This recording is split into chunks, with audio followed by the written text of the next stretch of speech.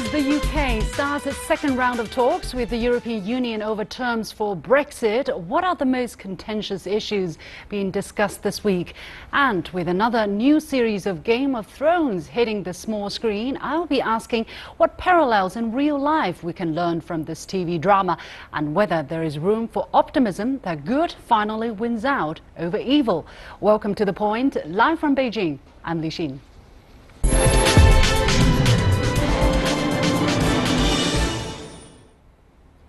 The UK and European Union renewed divorce talks on Monday, with citizens' rights, the Irish border and a financial settlement dominating the debate. With little more than a year to go before the second biggest economy in Europe cuts loose from the continent, deal or no deal, there are no signs that the two sides will come to any consensus over the splits. British Prime Minister Theresa May said earlier no deal is better than a bad deal. Brexit Secretary David Davis, who meets with EU negotiator Michel Barnier in Brussels, said last week that suggestions that the UK is softening its approach are a misconception. Barnier, on the other hand, complained the two sides need to know on which points we agree and on which points we disagree so that we can negotiate in earnest. Joining me in this discussion is Jonathan Portes, a professor of economics at King's College London, and from Washington, D.C., Brian Beary, editor of the online magazine European Affairs. Gentlemen, welcome to the show. Professor Portes, now over 3.5 days, the EU and the UK are holding detailed discussions on some aspects of the Brexit Treaty, protecting citizens' rights, financial settlement and the Irish border. Which side do you think has the edge now, and how much compromise will the two sides make in the second round of Brexit talks? Well, there's no question that the Europeans are in a much stronger negotiating position for obvious reasons. They're simply a much bigger economy, and we need the ongoing trading relationship with the EU much more than they need us. But what's happened over the last few weeks, of course, is that Theresa May's position has been greatly weakened by her disastrous decision to call an unnecessary election, which she then proceeded not to win, to lose her majority in Parliament.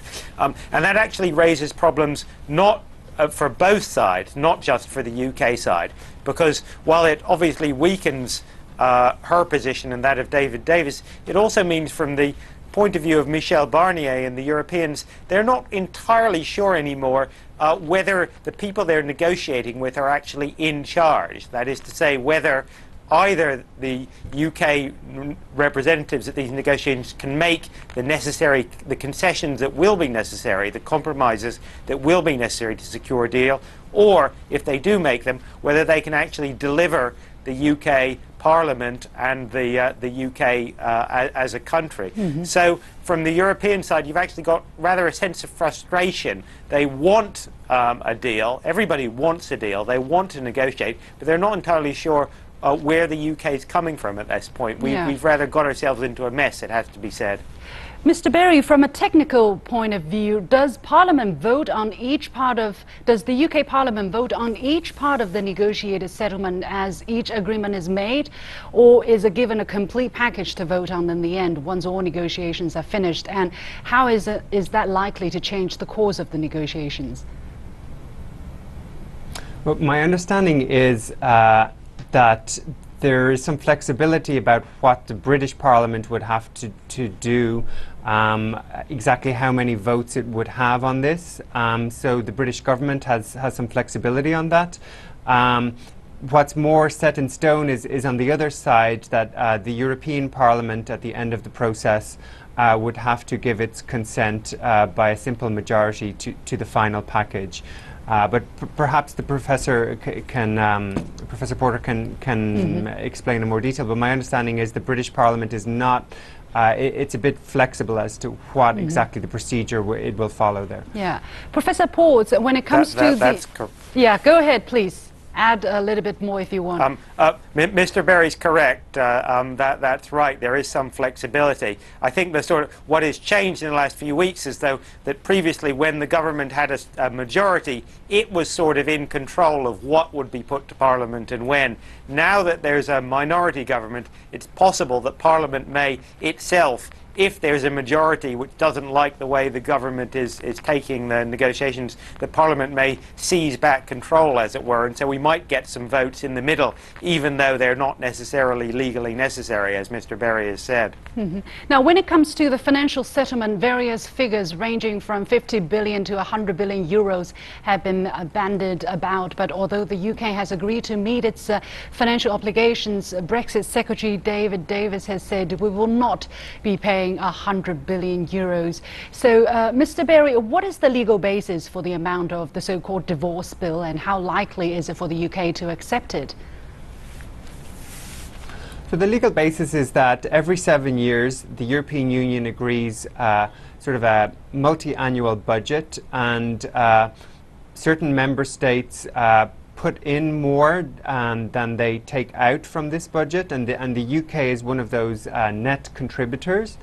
And that 7-year time frame runs, I believe, from 2013 or 2014 up to 2020. So if you add about 3 more years, you kind of come up with this figure, which, although the EU is reluctant to put a number on it, is probably in the range of about 60 billion euro. And that's what's being called as sort of the divorce settlement. But we're just in uncharted territory. No country has ever left the European Union before. So I think the British government were a little taken by surprise that this would even happen, and I think they're slowly reconciling to the fact that there will be some kind of financial compensation to sort of close off the books. Professor Ports, now Theresa May has done a deal with the Northern Irish Party, the Democratic Unionists, which has long been a Eurosceptic party and has committed to back her in any votes on Brexit policy. What specifically does the DUP want with regards to border between North and South? And this is one of the most contentious issues, at least during this round of the negotiations. That's right. It's not entirely clear what the DUP does want, because the DUP, I think, recognises that a return to the borders of the past would be a disaster for Northern Ireland, both economically and politically. So the DUP, in common, it's fair to say, I think, with both the British government and the Irish government and the rest of the European Union, want to find some way of avoiding re-establishing a hard border. The problem is nobody knows how. If the UK is going to leave the European Union, there will be a border between Northern Ireland and the rest of the European Union, as represented by the Republic of Ireland. So the problem, I think, will be that some on the European and Irish side may say, well, in that case, perhaps we should have the hard border, the customs border, customs checks and so on, in between the island of Ireland and the mainland. That is to say, between Northern Ireland and England and Scotland, rather than between Northern Ireland and Southern Ireland. And that would be a real problem for the DUP. So if that comes onto the agenda, then things could get very messy indeed. Now, Professor Ports, on the Scotland side, SNP leader Nicola Sturgeon has been pushing for Scotland to have a special status after Brexit, including remaining in the single market. After the general elections, many now fear to push Scotland too hard, as it could end with the ultimate breakup of the UK itself. How is that affecting the UK's negotiating position with the EU? And is there any room for manoeuvre over Scotland's wish to remain in the EU? It's almost impossible to see how, if the UK leaves the European Union and leaves the single market, which of course is the policy of Theresa May, that Scotland could remain. Certainly Scotland could not remain in the European Union, nor can I see any possible way it could stay in the single market. So I don't think this issue is going to explode in the next few months, because the Scottish nationalists didn't do terribly well in the general election. But over the longer term, if the result of Brexit is a hard Brexit with the UK leaving the single market, then the potential for another Scottish referendum at some point in the future, not in the next year, but in the next 5 or 10 years is quite high, I think. Mr. Beary, the Conservatives are bringing in a Great Repeal Bill, which is supposed to incorporate all EU legislation into UK law. Afterward, the government will decide over a period of time which parts to keep, change or remove. Yet last month, Theresa May lost her overall majority in the House of Commons. So how will May guarantee the legislative transition going smoothly? I think it's going to be very tricky, and personally I think the Great Repeal is a bit of a misnomer, because what she's actually doing is proposing to take 120,000 pages of EU law over 45 years and grafting it onto British law. And that process, it's basically turning EU law into British law, could lead to lots of follow-on regulation. So there's kind of an irony that even though the Brexit was supposed to be escaping Brussels bureaucracy, they're immediately integrating all of that, those bureaucratic rules into British law in order to maintain legal certainty, for good reason.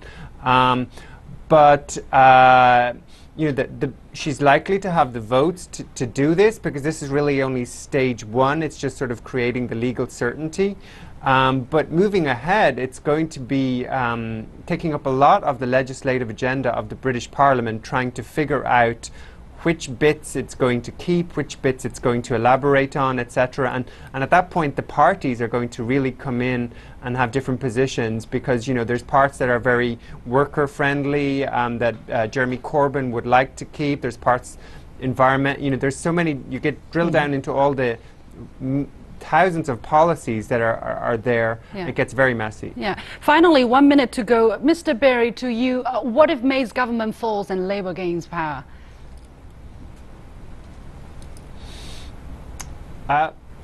It may not change as much as people think, in that the current Labour Party leader, Jeremy Corbyn, is taking a position that's not a whole lot different from the Tory party position. Now, if there were to be a leadership change, if a more pro-European Labour leader were to come into place, I could see Britain pushing more for membership of the single market, or even putting the brakes on Brexit. But I don't see Jeremy Corbyn taking a line that's a whole lot different than what Theresa May is taking. Yeah, okay, we have to leave it there. Thank you very much, Professor Jonathan Ports from King's College London, and Mr. Brian Beary, editor of the online magazine European Affairs. And you're watching The Point with me, Liu Xin, here on CGTN. We'll take a short break and we'll be back right after that. Stay with us.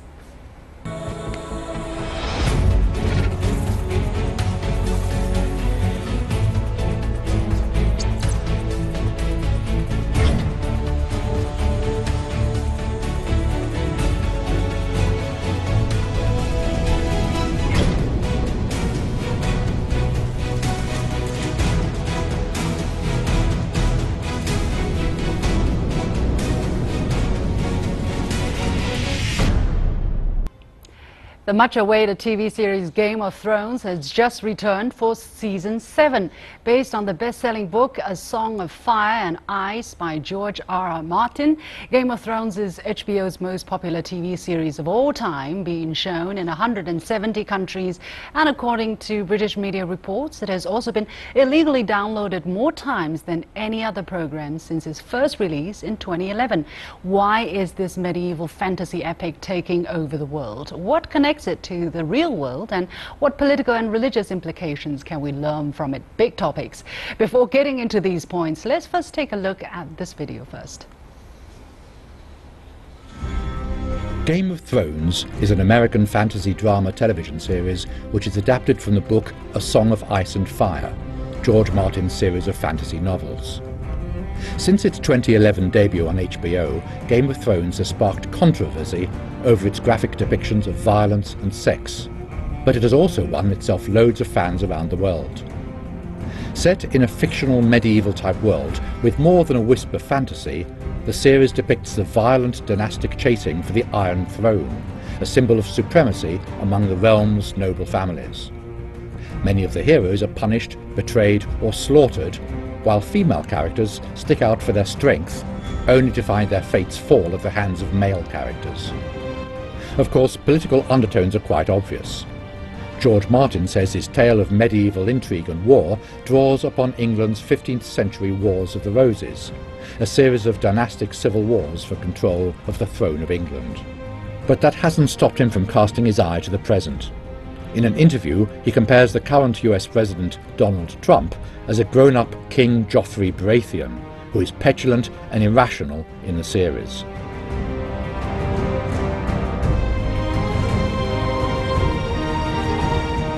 For today's topic, I'm pleased to be joined by Professor Wu Guanjun from the Department of Politics at the East China Normal University and Einar Tangen, our current affairs commentator. Gentlemen, welcome to the show. Professor Wu, Game of Thrones has attracted record viewership on HBO since it first released in 2011, grabbing world audiences from students to former US President Barack Obama. What makes it more popular than others? Why can so many people find resonance in what is basically a medieval fantasy? Yes, actually, I have done a little bit of personal research. By far, Game of Thrones has already received more than 200 industry awards and also more than 600 nominations. So it is indeed the most popular American TV series of our time. As to the secret recipe of its success, of course, it has all those, it has good story. Mm-hmm. It has actually many good storylines. It also has surprising elements. It has good cast. It like has what? Big surprising budget elements? In production. When you say surprising elements, like the good guys always get killed. Yeah. Yes, it's one of the elements. But in my analysis, actually, the one key element also to its success is as a fantasy drama. Mm-hmm. It actually it is a real representation of our today's political world. It is even more real than reality. Wow. Why? Because actually in our today's, if we talk about politics, we will very quickly, you are American, I'm a Chinese, people get emotionally charged, people taking sides. But in fantasy world, actually it gives us more insights to sit down, in front of television to analyze what actually happened. What is the secret power of all those political games? So this is in my view. Just a moment. Einar Tangen, what is your view on this? Do you share the same view? Well, I think there are elements. I mean, you're talking about human nature. Everything that happens in this particular thing is fantasy, and people want to draw parallels. But what we really have is religion, power, ego, money, all being mixed together, and you see the results of what it is. So it's very, very easy to see parallels in the world we have today. I mean, you have somebody like Donald Trump who could be easily, a Lannister. Is that kind of far-fetched? I mean, if you want to draw a parallel, you can always do it. Oh, am I being too critical? You can, but these are extreme times, and what you've seen is, following the Renaissance, you had the Romantic period, and what that did was this kind of emotional precedence. They said, look, it's not how I think. Thinking hasn't solved the world's problems. We've had all this wonderful stuff happening, but I don't feel good.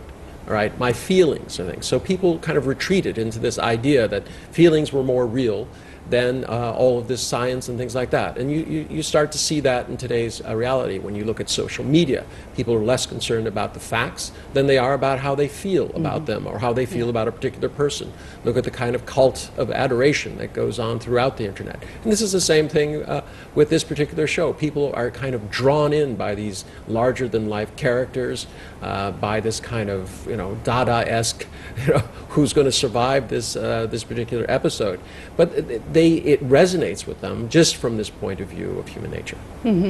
Professor Wu, do you share that point of view that people are really being very emotional and they're letting the emotions, their feelings guide their interests? Okay, yes and no. Yes, of course it has a point. But in my view, actually, people can learn a lot more than just emotionally engaged. They can actually learn how power operates in a political world. So in the Game of Thrones, actually, a lot of things resemble in real politics, but in a more cruel way. in a much more cruel way. So this is my take on this show. But why do we need to learn that? I mean, you know, for the ordinary viewer, why does it affect me? Why is that important for me, Professor Wu?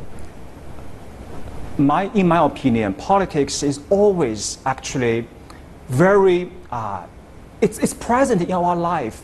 No matter you are aware of it or you try to distance yourself from it, politics is in our daily life. So we talk about politics, right, in our daily life. But once we just simply discuss the political issues in our real world, so as I said, people will easily get emotionally, taking sides, emotionally charged. But actually, we go to fiction, we go to fantasy to learn more about politics. One key word. The truth of politics. Yeah, one of the classic tales of China is called the Romance of the Three Kingdoms. And these are the same issues that are in there. I mean, there's nothing there. You could actually say that this was based on that. The parallels to Shakespeare and everything like that are all there. I mean, what we have here is just human nature. I mean, in the Romance of the Three Kingdoms, you have this famous general Cao Cao, who is kind of a Machiavellian figure who knows how to do politics. So I don't necessarily know that this is new. This is just something that's been visualized, and it has attracted a lot of attention, the same way that Shakespeare and the Romance of the Three Kingdoms. Sure. One of the key words here is, of course, power, right? In the show, all the families make vast efforts to pursue power. How is power defined in this series, and what parallels can we see in real history? Professor Wu. Okay, it's a very good question. Actually, I think one good political message from Game of Thrones is power is a mysterious thing.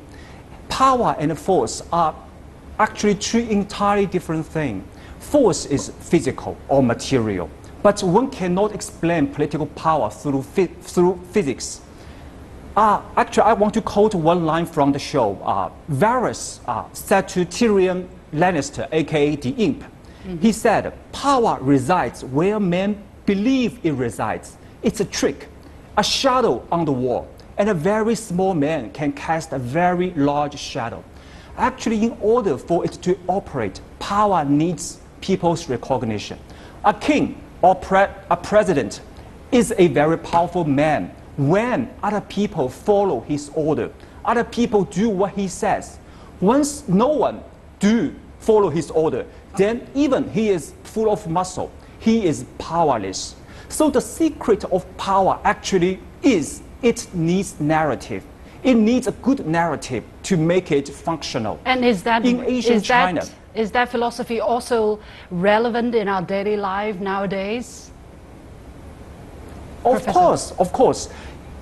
For instance, a father only knows how to use, his muscle, use the violence. Is a powerless father. Actually, a truly powerful father has the recognition from his children. He does not actually need to use the force. In ancient China, those emperors, they claim that they are the son of the heaven. When his subjects buy that story, and he becomes a most powerful man. But in modern China, especially after May 4th new cultural movement, people start to buy that story. People do not see the power in emperor. So hence today, actually, we don't have emperor in China. So power needs story. Power needs narrative. It needs good narratives. Yeah. Well, another very interesting aspect about this show, as you mentioned, the surprises, right? For instance, in this show, good virtues are not necessarily rewarded. Many people got killed exactly because they abided by loyalty, honor, and faith. So, Mr. Tangen, what point is this series trying to make here? Why are the good guys the ones who seem to get killed off so quickly? Well, this is a story of redemption. This is very much in line with Judeo-Christian kind of beliefs, this idea that even though you do the good things, you will not necessarily get a good result. But somewhere out there in heaven there is some reprieve for you. A lot of these things, I'm going to disagree a little bit with my colleague. Power is something that is taken, and we see it every day in many, many places. I mean, you can go to, whether it's Genghis Khan or Stalin, these were people who enforced their ideas of power and they imposed. So it was not a question of just ideology, it was a question of, in some cases, force. It's this mixture of ideology and force and religion and magic and all of these things that make this much more interesting and why it's so appealing to people. People are trying to understand the machinations of a world which seems very, very complex. That's why increasingly they turn to simplistic leaders like Donald Trump, who promise them anything that they want. Professor Wu, what is your take on the impact this show has already had on the society? I mean, people trying to find out what power is and how to gain power and the nice and ugly sides of humanity. How is that going to affect us, especially the large number of young people who are watching this show? Oh, okay. This is actually a good question. The educational aspect of this TV series. In my view, actually, it helps us to understand, because I teach political theory in university, it helps us to understand the cruel nature of what I would like to call the core of modern politics. As my colleague just said, actually, many surviving major players of this show, by far, are those Machiavellian figures. They, on the one hand, they talk about honor, they talk about duty, talk about all those virtue. But on the other hand, they do not see the intrinsic value in those virtues. So this is actually, in real world, we are actually encountered by the same situation. In today's modern world is a disenchanted world. Actually, a lot of today's political figures, they talk about a lot of ideas, but on the other hand, in their own actions, they do not really take those ideas do as I seriously. say, but not as I do it. Professor Wu, I have to leave it there. Yes. But Einar Tangen, one sentence. How is this show going to impact us as human beings? I think it's a fantasy, and hopefully people can understand the difference between reality and fantasy. There are no heroes in this. Everybody is compromised. Hopefully people can have a sense of idealism, because this is what the world needs at this point. Well, thank you very much, Einar Tangen, our current affairs commentator, and Professor Wu Guanjun from East China Normal University. And we have yet to see who in Game of Thrones finally wins the Iron Throne, but if there is one thing that gives hope for the future, it is that goodness will often prevail over evil in the end. This is the message of many religions, and it is reflected in the TV series and the characters of Jon Snow and the Queen. Everyone has their own view as to who will end up victor. For my part, I think the Queen with her trail of dragons would be the one I put my money on, but with 2 series to go, we may all end up surprised. That's all for this edition of The Point with me, Liu Xin. As always, follow me on Twitter or visit our Facebook page using the handle The Point with LX. Download the application called CGTN Live to watch our show on your mobile devices, and go to YouTube and look for CGTN The Point. Thanks for watching. You've got the point.